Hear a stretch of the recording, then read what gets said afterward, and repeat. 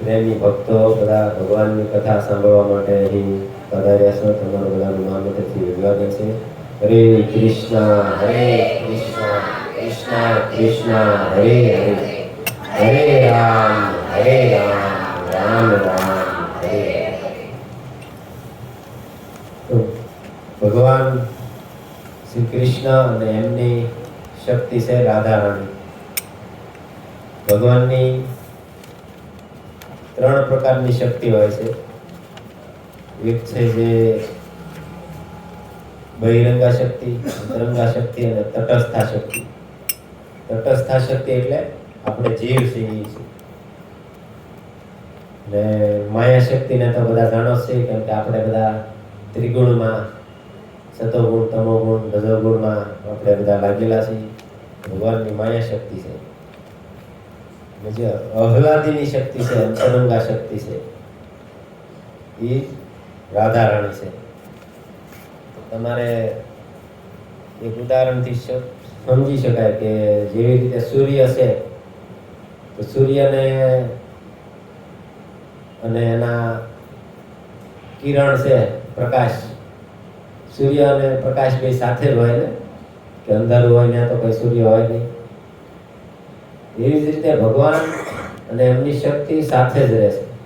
જેવી રીતે અગ્નિ છે, અગ્નિની સાથે ગરમાહટ એની સાથે જ રહેશે. બરફ છે તો બરફની હારે ઠંડક સાથે જ રહેશે. ચંદ્રમા છે તો એની હારે ચાંદની સાથે જ રહેશે.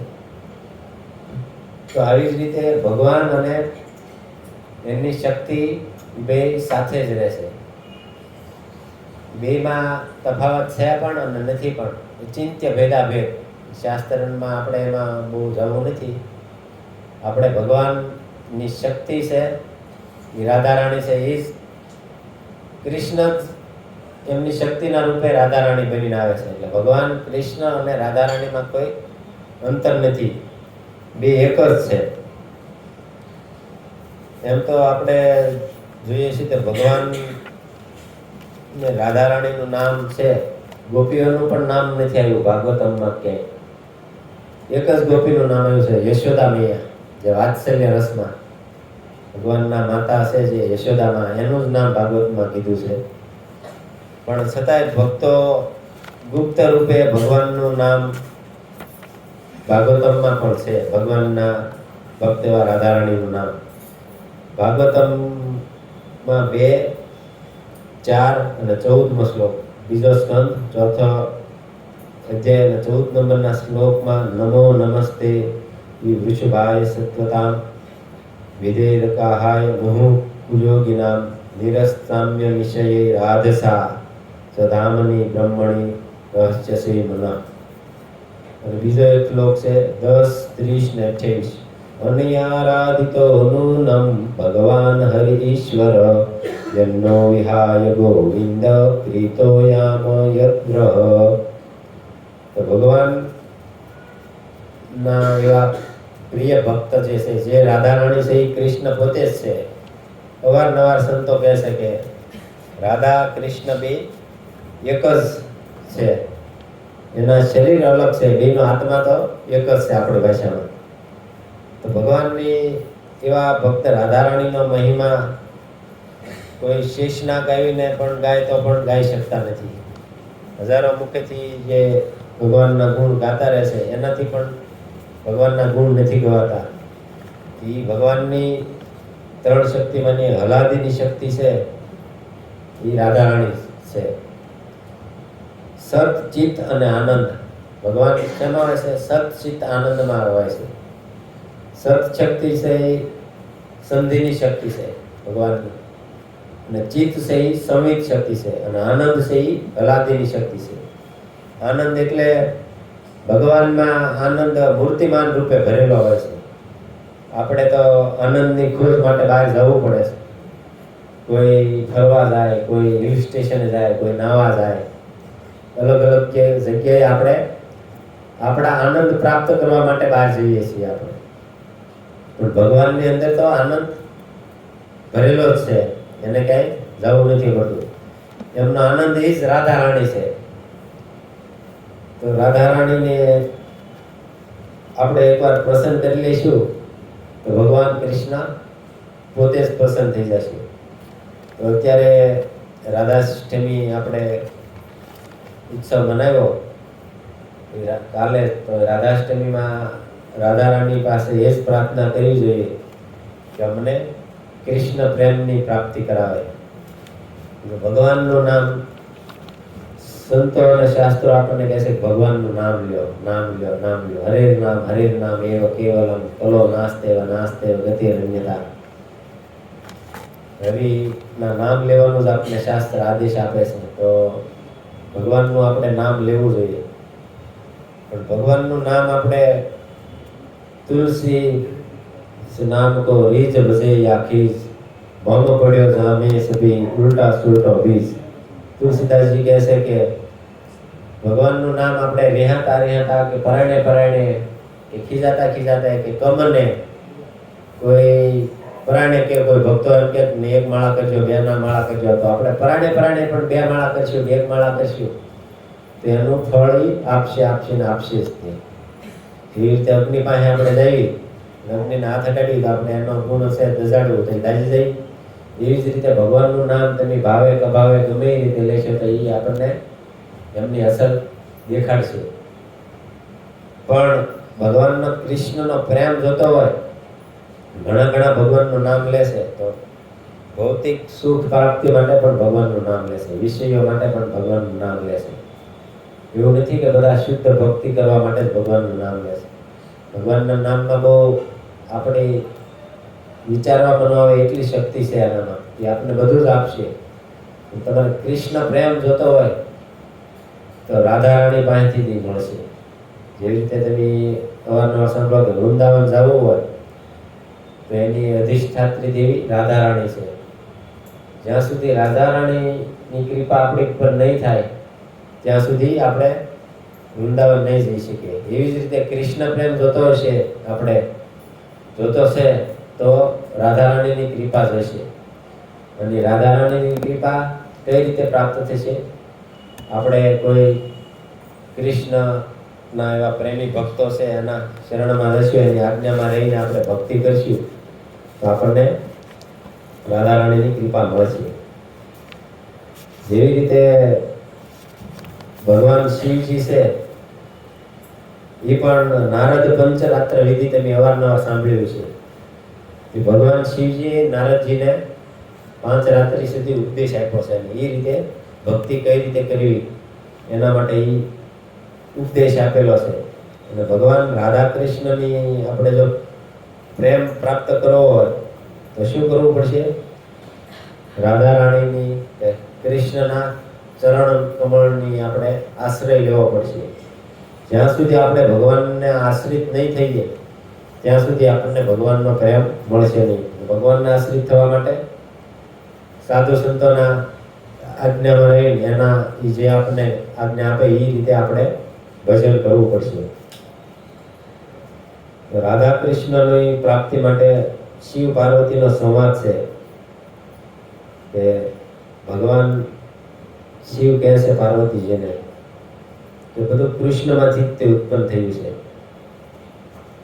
બ્રહ્મા વિષ્ણુ મહેશ બધા ભગવાન શિવ પાર્વતીને કહે છે. હું નથી કહેતો, અહીંયા વ્યાસપીઠ ઉપરથી બેઠા ભગવાન શિવ એનાથી કોઈ મોટું નથી, દેવાધિદેવ મહાદેવ છે. એ પાર્વતીજીને કહે છે. અને ગૌરી દુર્ગામાંથી લક્ષ્મીજી સાવત્રી અને લક્ષ્મીજીની ઉત્પત્તિ થાય છે. તો કહેવાનો સાર શું છે? કૃષ્ણસ્તુ ભગવાન સ્વયં. ભગવાન કૃષ્ણ સર્વે સર્વા છે. તુમી સર્વેશ્વરેશ્વરો વ્રજેન્દ્ર કુમાર.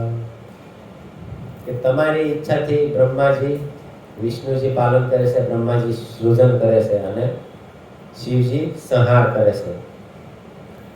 એવા ભગવાનને આપણે છોડીને બીજે ક્યાં જઈશું? શિવજી આપણને જો કહેતા હોય કે ભગવાન રાધા કૃષ્ણનું ભજન કરો, સીતારામનું ભજન કરો, એની આજ્ઞા આપણે છોડીને બીજે ક્યાં કઈ લાગે છે? કોઈને કઈ બીજે જવા જેવું લાગે છે? તો એની આજ્ઞામાં રહીને આપણે રાધા કૃષ્ણની ઉપાસના કરવી જોઈએ. ભગવાન કૃષ્ણ છે એ પોતાના આત્મામાં જ રમણ કરે છે, જેને મદન મોહન કહે છે. જે મદન એટલે કામદેવજી. કામદેવજીને પણ મોહિત કરી દે એ કૃષ્ણ છે. અને એ કૃષ્ણને પણ મદન મોહન મોહિની રાધા છે કે જે કૃષ્ણને પણ મોહિત કરી દે છે. મેં એકવાર કથા સાંભળી છે કે ભગવાન કૃષ્ણ એકવાર કાશમાં જોતા હતા અને ઊભા હતા અને એના જ રૂપને જોઈને મોહિત થઈ ગયા ભગવાન.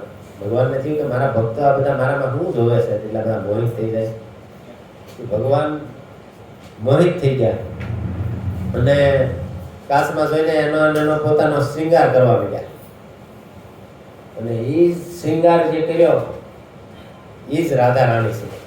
પછી ભગવાનને થયું કે આ જે શૃંગાર કર્યો છે ને એ જ રૂપ લઈને મારે આવવું છે. તો રાધા રાણી કૃષ્ણ જ છે, એમાં કોઈ ફરક નથી. પણ અંતર થોડું ભક્તો રાખે છે કે રાધા રાણીની કૃપા વગર કૃષ્ણ મળતા નથી. આપણે જો રાધા રાણીને પ્રસન્ન કરવા હોય તો શું કરવું પડશે? કૃષ્ણનું નામ લેવું પડશે. અને કૃષ્ણને પ્રસન્ન કરવા હોય તો રાધાનું નામ લેવું પડશે. તો મહામંત્ર છે હરે કૃષ્ણ કૃષ્ણ કૃષ્ણ હરે હરે રામ રામ રામ હરે. હરે એટલે શું છે? આહલાદીની શક્તિ રાધા રાણી. હરે એટલે રાધા છે અને કૃષ્ણ એટલે કૃષ્ણ છે. તો મહામંત્ર લેવીશું તો બે પ્રસન્ન થઈ જાય છે અને આપણું કામ થઈ જશે. તો આપણે શુદ્ધ ભક્તિ કરવી હોય, કૃષ્ણ પ્રેમ પ્રાપ્ત કરવો હોય તો ભગવાનના સ્થાનમાં બેસીને, એકાંતના સ્થાનમાં બેસીને ભક્તોની સાથે આપણે માળા કરવી પડશે. આપણે કીધું ને હમણાં કે ટ્રેનમાં માળા કરશો તો એનું ફળ તો આપશે જ તે. કોઈ પણ અલગ અલગ જગ્યાએ જઈને વાતું સીધું કરતા નામ લેશું તો એમનું ફળ આપશે. પણ કૃષ્ણ પ્રેમ જોતો હોય તો આપણે આપણી સાધના વધારવી પડશે. મંગળામાં આવવું પડશે, મંગળા આરતી પછી જે જપમાં બેસવું પડશે, તો જ આપણને કૃષ્ણ પ્રેમ મળશે. આત્મારામસ્તુ રાધિકા તસ્ય તદેવ રમણ્યસો આત્મારામ ઇતિ પ્રોક્તા મુનિ મૂઢવો નિર્મમા. સ્કંદ પુરાણનો આ શ્લોક છે. કૃષ્ણ ભગવાન પોતાનામાં જ રમણ કરે છે, આત્મારામ. પણ એ કૃષ્ણ ભગવાનને પણ જે મોહિત કરી દે છે, મદન મોહિની, રાધા રાણી છે. તો ભગવાનની આહલાદીની શક્તિ, રાધા રાણીની કથા, હરિ અનંત હરિ કથા અનંતા, અલગ અલગ કલ્પ અનુસાર અલગ અલગ કથાઓ હોય છે. એક નૃગપુત્ર સુકેતુ અને કલાવતીએ બ્રહ્માજીની તપસ્યા કરી હતી અને એમણે 12 વર્ષ, દિવ્ય 12 વર્ષ એટલે બ્રહ્માજીના 12 વર્ષની વાત છે. બ્રહ્માજીનો 12 કલાક કેટલી થાય તમને ખબર છે ને? 43,20,000 વર્ષ હોય જાય. એવા 1000 વખત જાય 43,20,000, ત્યારે એની 12 કલાક થાય. એવા એ 12 વર્ષ સુધી એમને તપસ્યા કરી. એમને એટલે લાખો વર્ષ સુધી તપસ્યા કરી, ત્યારે એમને રાધા રાણીની કૃપા પ્રાપ્ત થઈ અને એમના પુત્રી રૂપે આવે છે. એ જ સુકેતુ અને કલાવતી વૃષભાનુ અને કીર્તિદા સુંદરી બને છે. એની કથા સાંભળી છે કે હિમાલય જે છે એ શિવજીના, પાર્વતીજીના પિતા છે અને શિવજીના સસરા. એટલે હિમાલયના જમાઈ પણ છે શંકર ભગવાન. હિમાલયને ગર્વ હતો કે મારાથી કોઈ મોટું છે ને, એમ થાય હિમાલય પર્વતોમાં શ્રેષ્ઠ છે અને એમના જમાઈ થાય એનાથી નહીં કોઈ મોટું નથી. તો વિંધ્યાચલ પર્વતને એમ થયું કે એકવાર કે મારે આ હિમાલય કરતા ત્યાં મોટો જમાઈ ગોતવો હશે. એ શું કર્યું? એમણે બ્રહ્માજીની તપસ્યા કરી. બ્રહ્માજીની તપસ્યા કરવાથી બ્રહ્માજી પ્રસન્ન થયા. એની પાસે માંગ્યું, મારે મારો જમાઈ છે એ શિવજી કરતા પણ મોટા હોય એવા મારા જમાઈ જોવે છે. શું કરું? તો બ્રહ્માજી એને કીધું, આના માટે તો તમારે ભગવાનની આહલાદીની શક્તિ, રાધા રાણીની કૃપા જોઈશે. રાધા રાણી જો તમારા પુત્રી રૂપે આવે તો તમારા જમાઈ કૃષ્ણ બને. બ્રહ્માજી તો બધું જાણતા જ હોય. એમણે પછી રાધા રાણીને પ્રસન્ન કર્યા અને એ રાધા રાણીને પ્રસન્ન કરવાથી રાધા રાણી પ્રસન્ન થાય છે. અને એ પછી બીજા અવતારમાં એ વૃષભાનુ અને કીર્તિદા બનીને આવે છે. તમે કથા સાંભળી છે કે પૂતના બાલ ઘાતીની, કે જે ભગવાનને મારવા માટે બધા બાળકો જે હતા નાના, જે 6 દિવસમાં જન્મ થયેલો હતો, હમણાં થોડાક સમયમાં ઈવડાઈ ગમશે આદેશ આપ્યો કે તમે એ બધા બાળકોનો વધ કરો. તો પૂતના છે ને એ ખાલી જે છોકરાઓ હતો એને જ મારતી હતી. જે તાજા જન્મેલા છોકરા હતા ને, છોકરી હતી એને નહોતી મારતી, એને લઈને વહી જતી. શું કરતી એવું કઈ વર્ણન ખબર નથી. પણ અહીંયા વિશ્વભાનુ અને કીર્તિદા હિમાલયમાં જે રાધા રાણીનો જન્મ થાય છે અને એને એ દર્શનામાં થાય ને, એને એ લઈને જતા હોય છે પૂતના.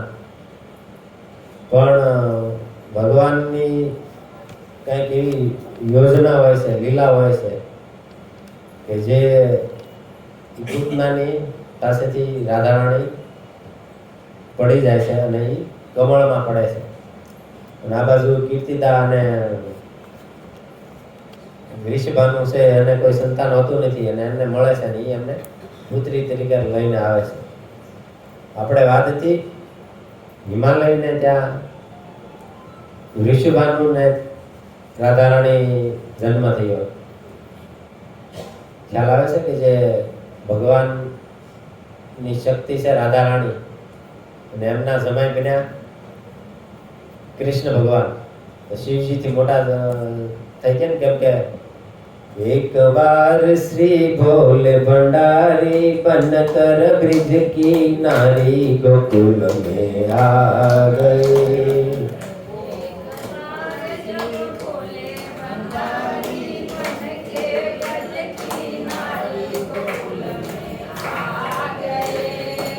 કૃષ્ણ પ્રેમ પ્રાપ્ત કરવો હોય તો શું કરવું પડશે? ગોપી બનવું પડશે. ભગવાન શિવને પણ ખબર છે ને એ જ કહે છે કે જ્યાં સુધી આપણે ગોપી ભાવમાં ભગવાન કૃષ્ણનું ભજન નહીં કર્યું ત્યાં સુધી આપણને કૃષ્ણ નહીં મળે.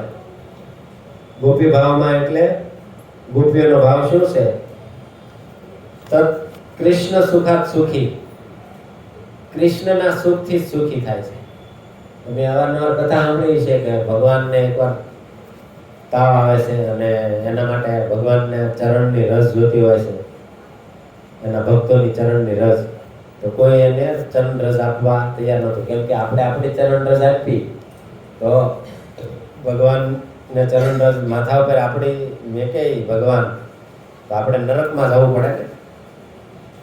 તો લગભગ કોઈ ભક્ત તૈયાર ન થયા કે મારે ચરણ રસ મને આપો જેથી કૃષ્ણ ભગવાનનો તાવ દૂર થઈ જાય. પણ ગોપીઓ પાસે જેવા ગયા તો ગોપીઓએ તરત તૈયાર થઈ ગયા કે લઈ જાઓ અમારી ચરણ રસ. તો નારદજી કહે છે કે તમારી ચરણ રસ એમને આપશું તો તમારે નરકમાં જવું પડશે. તો ગોપીઓ શું કહે છે કે કરોડો વર્ષ સુધી અમે નરકમાં જવા તૈયાર છીએ, પણ જો અમારા કૃષ્ણ પ્રસન્ન થતા હોય, કૃષ્ણની દુઃખમાંથી નિવૃત્તિ થતી હોય, કૃષ્ણની પ્રસન્નતા માટે અમે કરોડો વાર પણ નરકમાં જવા માટે તૈયાર છીએ. આ ભાવ ગોપીનો ભાવ છે. તો શિવજી પણ રાસલીલામાં જવા માટે ગોપી બનીને આવે છે. તો શિવજી ગોપી બનીને આવતા હોય તો આપણને ગોપી બનવામાં કોઈ વાંધો નથી. આમ આપણને કોઈ ગોપી ન બનીએ કે આમ સમાજના ડરથી, તો મનમાં ગોપી બની જવું.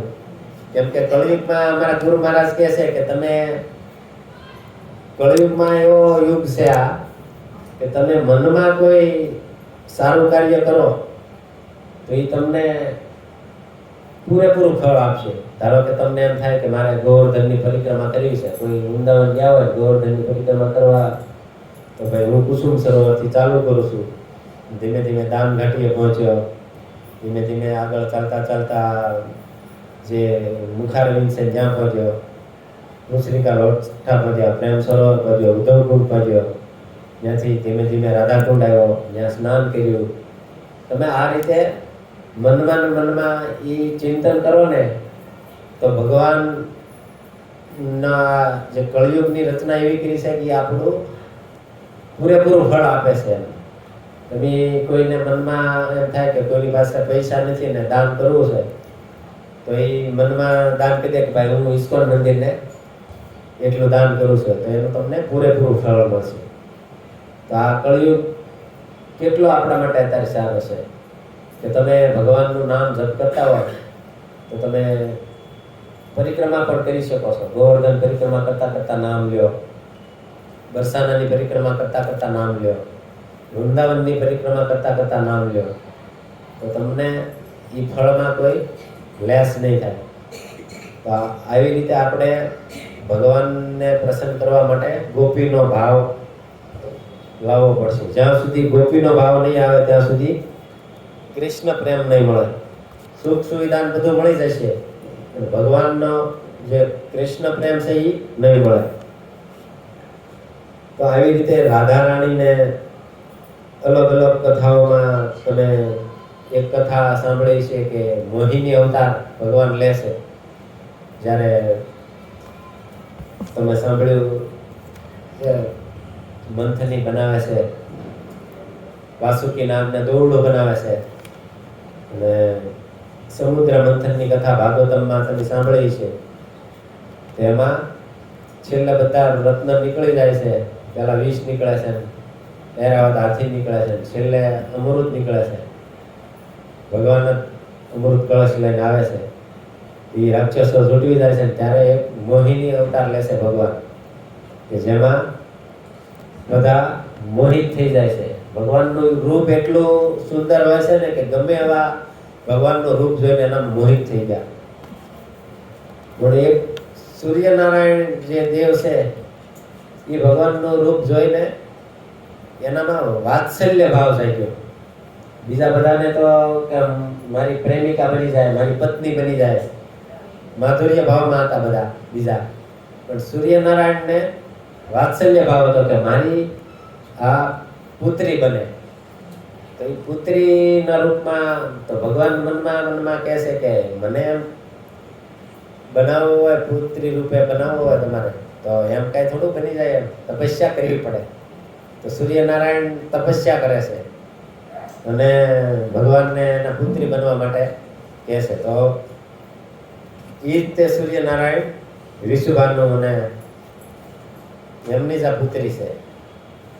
તમે આમ આપણા શાસ્ત્રની રચનાથી અલગ અલગ છે ને, આમ ક્યાંથી ક્યાં કનેક્શન ભેગું કરી દે ભગવાનને જ ખબર હોય છે. તો એક પ્રકારે એ સૂર્યપુત્રી પણ છે, રાધા રાણી છે. આવો ભાવ આપણામાં કેવી રીતે આવે એમ કે લગભગ બધાને માધુર્ય ભાવ હતો.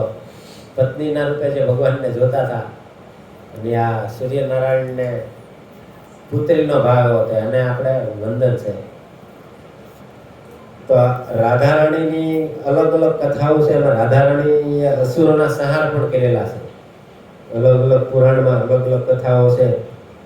એક વખત રાધા રાણી હર્ષાન અને મર્ચાન નામના બે રાક્ષસો હોય છે.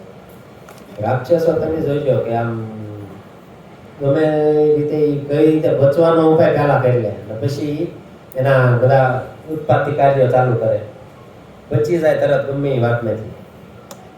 કઈ રીતે બધા રાક્ષસનો જો રાવણ છે કે માનથી ન મરવું, અને મનુષ્યનો વાનરથી ડર નથી, બાકી બધા થી ન મર્યું વરદાન માંગી લીધું. હિરણ્યકશિપુએ કેટલા વરદાન માંગ્યું, દિવસે ન મરવું, રાતે ન મરવું, અસ્ત્રથી ન મરવું, શસ્ત્રથી ન મરવું.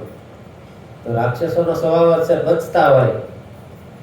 એણે એવો ઉપાય ગોતી લીધો કે કોઈ મળી ગયા છે સાધુ સંતો, કદાચ સંત થઈ ગયો હશે, કે વિષ્ણુ સહસ્ત્ર નામનો કે તમે જપ કરશો ને તો તમારો કોઈ વાળ વાંકો નહીં કરી શકે. તો એક વખત આપણે રામ નામ બોલવી તો 1000 વિષ્ણુ સહસ્ત્ર નામ થઈ જાય. અને 2 વખત રામ નામ બોલવાથી, 1 વખત કૃષ્ણ નામ બોલવાથી એનાથી પણ વધારે ફળ મળે છે. એને ખબર નથી કે રામ ને કૃષ્ણ નામ વિષ્ણુ સહસ્ત્ર નામથી પણ વધારે ફળ આપવાનું છે. એને તો વિષ્ણુ સહસ્ત્ર નામનું ફળની ખબર હતી, એનો જપ કરતા એનો કોઈ મારી નહોતી શકતું. કેમ કે ભગવાન તો એના નામ લેતા હોય એને મારે નહીં તો શું કરવું? તો રાધારાણી આવે છે ત્યાં અને હર્ષાન અને મરચાન જે બધા પબ્લિકને રંજાડતા હોય એને રાધારાણીની પાસે પણ એનું ચક્ર છે, એ ચક્રથી એનો ઉદ્ધાર કરે છે. તો રાધારાણીની આપણે તો ક્યારેય લગભગ કોઈ નહીં સાંભળ્યું હોય કે રાક્ષસોને પણ એ ઉદ્ધાર કરે છે. આવી રીતે રાધારાણીના ચરણોમાં આપણે પ્રાર્થના કરવી જોઈએ. રાધારાણી ગઈકાલે જ હજી રાધાષ્ટમી ગઈ છે કે હે રાધારાણી, દિલથી તમે પ્રાર્થના કરશો ને રાધારાણીને કે અમને તમે કૃષ્ણ પ્રેમ આપો, તો હૃદયથી પ્રાર્થના કરશો એટલે રાધારાણી નહીં તમને ના નહીં પાડે અને કૃષ્ણ પ્રેમ આપશે. એની ઘણી વખત જોજો કે રાધારાણીની ઈચ્છા હોય તો વૃંદાવન જવાતું નથી. ઘણા ભક્તો ટિકિટ લે છે પણ વૃંદાવન જતા નથી, અને જેની ટિકિટ નથી હોતી એની અચિંતાની જે ટિકિટ જેની પડી હોય એનામાં આવી ગયા જાય. એ રાધારાણીની કૃપા છે. તો વૃંદાવન કોઈને જવાની ઈચ્છા થાય છે કે નથી, કે રાધારાણી દર્શના જવાની કોઈને થાય છે ઈચ્છા? તો રાધારાણીને પ્રાર્થના કરજો, એ તમારી પૂરી કરશે કે ભાઈ મને બરસાના વૃંદાવનમાં લઈ જાઓ. તો આવી રીતે ભગવાનની કથાઓ તો અનેક છે. એક આપણે કથા લઈશું કે નંદ મહારાજ એક વખત ભગવાન કૃષ્ણને લઈને જતા હોય છે. બાળક એ તો શું હતું, ગાયોને ચરાવવા જતા હોય. એકવાર નંદ બાબા ગયા હતા અને રાધારાણીની લગ્નની કથા છે. જે બધા કહે છે ને કે રાધા કૃષ્ણના લગ્ન નથી થયા, એક કલ્પમાં રાધા કૃષ્ણના પણ લગ્ન થાય છે. નંદ બાબા ઘોર જંગલમાં રહે છે ને વર્ષા ઋતુ હોય છે ને ફૂલ વરસાદ આવે છે. તો ભગવાન કૃષ્ણને લઈને એમને એક જગ્યાએ ઝાડ નીચે ઊભા રહી જાય છે અને ભગવાને એવી લીલા કરી કે નંદ મહારાજ સ્તબ્ધ થઈ ગયા, સ્થિર થઈ ગયા, ચોંટી ગયા. આપણી ભાષામાં એને કોઈ જ્ઞાન નહોતું કે ક્યાં છે ક્યાં નહીં, સૂઈ ગયા ઊભા ઊભા. અને આ બાજુ બધી રાધારાણી આવે છે અને ભગવાન કૃષ્ણ બાળ સ્વરૂપમાં હતા, એ યુવાન થઈ ગયા, નવ કિશોર. અને આ બાજુ રાધે કિશોરી, દયા કરો આપણે ગાયું ને, એ કિશોરી આવે છે અને ત્યાં રાસલીલા થાય છે. અને એ જ જગ્યાએ બ્રહ્માજી ભગવાનના વિવાહ કરાવે છે. જે આજે પણ ભાંડીર વન ઝાડ છે ત્યાં હજી પણ સાક્ષી પૂરે છે કે ભગવાનના વિવાહ અહીંયા થયા હતા. કોઈને ભગવાનના વિવાહ કરવા નથી ત્યાં કહેતા હોય તો ત્યાં જઈ શકે છે. અને ત્યાં એક કૂવો પણ છે. જે એક ભક્ત છે, સુરતના ભક્ત છે, મને આજથી 6 વર્ષ 7-8 વર્ષ પહેલા મળેલા. એમને સંતાન નહોતું થતું. તો મેં સાંભળેલું કે આ ભાંડીવનમાં જે કૂવો છે એ કૂવાનું પાણી કોઈ પીવે તો એને સંતાન થઈ જાય છે. એને ઘણા 5-6 વર્ષ થઈ ગયેલા ને એમને સંતાન થતું નહોતું. એમને કીધું, મેં કીધું આવી રીતે કૂવો છે, હું ત્યાં જાઉં પણ મનમાં શ્રદ્ધા અને વિશ્વાસ હોવો જોઈએ. શ્રદ્ધા વિશ્વાસ વગર નહીં થાય. તમે શ્રદ્ધા રાખવા થઈ જાય છે. એ ત્યાં ગયા હતા ને એને આજે છોકરો છે 5-6 વર્ષ. તો એ રાધારાણીની આ તો એક સામાન્ય છે કે સંતાન ન થતું હોય એ તો આપી જ દે ને. જે ભગવાનના શક્તિ છે એની કૃપા થઈ જાય તો એ આપણને યદગત નિવર્તન આપણને ભગવાનનું ધામ આપી દેશે, જ્યાં જવાથી આપણે પાછા નથી આવતા. ભગવત ધામ આપી શકતા હોય એ તો આ સામાન્ય વસ્તુ તો આપી દે કે ને. તો બ્રહ્માજીએ ત્યાં 60,000 વર્ષ તપસ્યા કરી છે. આમને કાંઈ ભગવાનના વિવાહ થઈ જાય? ભગવાનના વિવાહ કરવા હોય તો તે કૃપા જ હોય. એને 60,000 વર્ષ તપસ્યા કરી ત્યારે એ ભગવાનના વિવાહ કરવા માટે બ્રાહ્મણ બન્યા. તો આપણે કોઈ તપસ્યા વગર કાંઈ ભગવાન નહીં મળી જાય. આપણે વારંવાર કહીએ છીએ મંગળામાં આવવું પડશે, જપ કરવા પડશે, ભગવાનનું નામ લેવું પડશે, અને છેલ્લે કાંઈ મંગળામાં ન આવીએ તો ભગવાનનું નામ તો લેવું જ પડશે. હરે કૃષ્ણ કૃષ્ણ કૃષ્ણ હરે હરે, હરે રામ રામ રામ હરે હરે. તો આપણે શું વાત હતી? ગોપીઓનો ભાવ, ગોપીના પ્રેમ જ્યાં સુધી નહીં મળે ત્યાં સુધી રાધા રાણીની કૃપા નહીં થાય, આપણામાં એ ભાવ નહીં આવે. એક વખત તમે બધા તીર્થોમાં ભ્રમણ કરતા જશો, અલગ અલગ તીર્થોમાં, તો આ પહેલેથી ચાલ્યો હશે. શ્રી સિદ્ધાશ્રમ નામનું એક તીર્થ હતું, રાધા રાણી કૃષ્ણ દ્વાપર યુગની વાત છે. સિદ્ધાશ્રમના તીર્થમાં એકવાર ગ્રહણનો સમય હોય પછી બધા કેમ નદીએ નાવા જાય, એ તીર્થનું મહત્વ હતું તે ત્યાં બધા નાવા ગયા.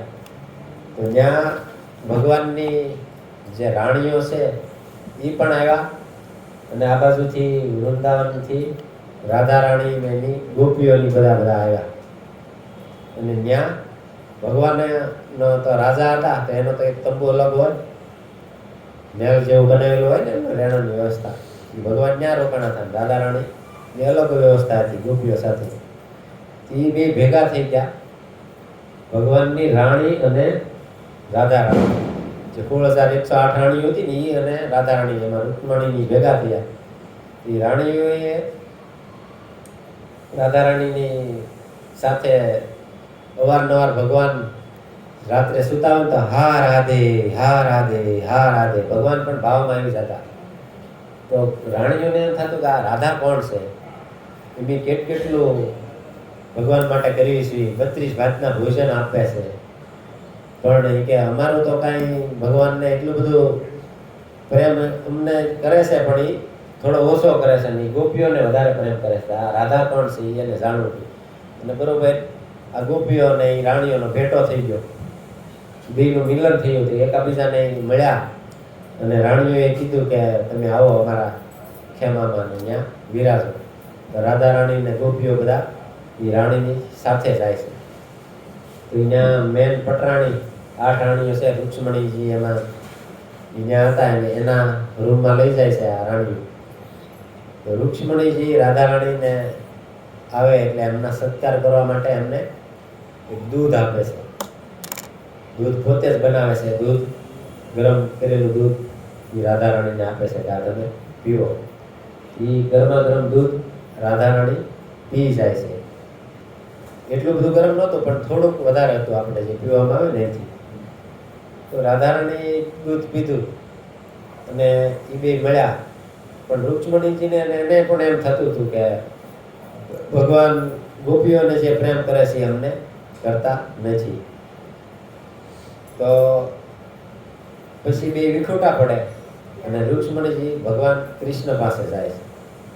કૃષ્ણ પાસે જાય અને બીજા એમના ચરણ સેવા કરવા માટે રૂક્ષ્મણીજી કે લાવો હું તમારા પગ દબાવી દઉં.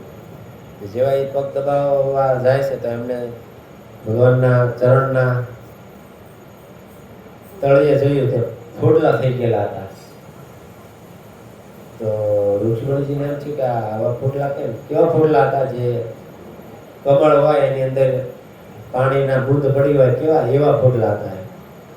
તો રૂક્ષ્મણીજીને થયું કે આ ફોડલા કેવી રીતે થઈ ગયા. ભગવાન કૃષ્ણ કહે કે રહેવા દે ને, એમ નથી, એમ વાત ટાળી દીધી. પણ રૂક્ષ્મણીજીએ જીદ કરી કે નહીં મને કયો જ તે. ત્યારે પછી ભગવાનને કીધું કે દરેકના હૃદયમાં રહેલા છે ને ભગવાન. ભગવાન કહે કે તમે રાધાને દૂધ પાયું હતું, થોડુંક ગરમ હતું, તમારું માન રાખીને ગરમ દૂધ પી ગયા.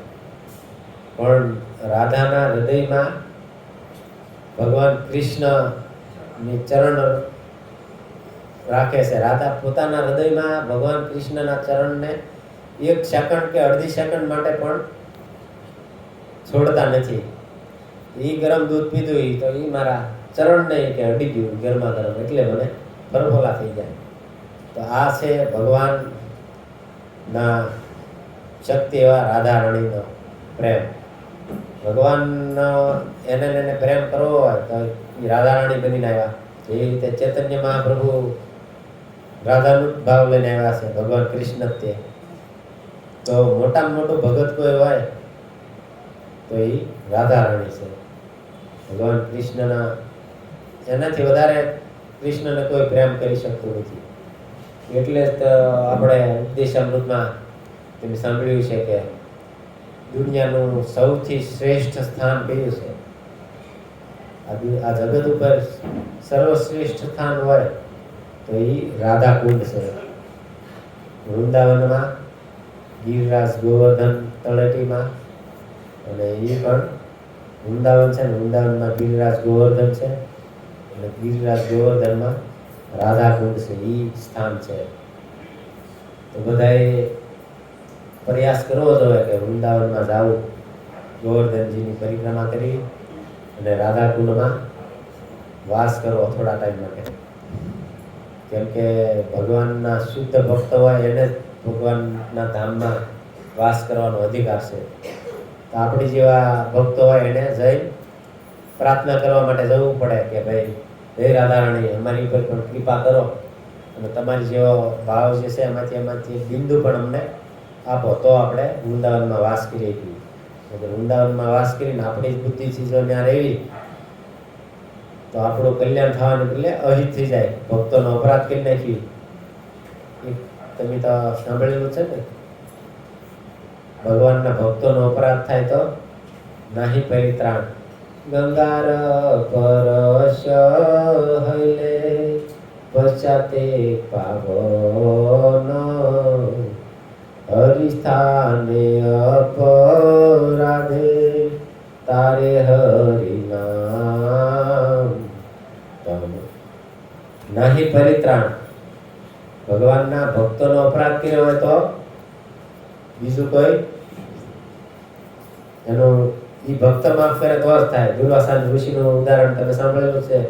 અમરીશ મહારાજનો અપરાધ કર્યો દુર્વાસાજીએ, બધા લોકમાં ફરી ગયા, ક્યાંય મેળ ન આવ્યો. ભગવાન પાસે ગયા તો ભગવાન કે અહમ ભક્ત પરાધીનો, હું મારા ભક્તને આધીન છું. પછી દુર્વાસાજી અમરીશ મહારાજ પાસે, જે ભગવાનના ભક્ત છે એની પાસે જાય ને એના ચરણોમાં પડે. ભક્તને તો પાછું એવું હોતું જ નથી કે મારો અપરાધ થઈ ગયો.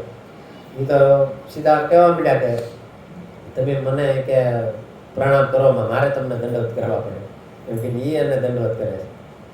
તો ભગવાનના ભક્તોનો અપરાધ ન થઈ જાય એ ધ્યાન રાખવું પડશે. હરે કૃષ્ણ કૃષ્ણ કૃષ્ણ હરે હરે, હરે રામ રામ રામ.